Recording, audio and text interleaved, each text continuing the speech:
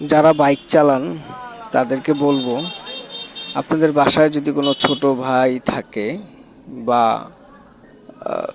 ভাতিজারা থাকে, ভাগিনা থাকে, তো অবশ্যই আমি বলবো যে আপনারা বয়স বুঝে তারপরে গাড়ি হাতে দিবেন।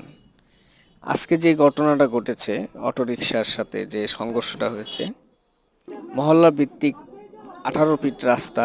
এই রাস্তার মধ্যে সে যেভাবে বাইক চালাইছে, তার ছিল স্পিড ছিল 80। তো মহল্লা ভিত্তিক এই ধরনের 18 ফিট রাস্তার মধ্যে যে পরিমাণ যানজট এবং যে পরিমাণ গাড়ি ঘোড়া চলাচল করে, তো ওই হিসাবে 80 গাড়ির টান ছিল। এই স্পিডে সংঘর্ষ হয়েছে অটোরিকশার সাথে। তো আল্লাহ হয়তো বাঁচায় রাখছেন ওনারে।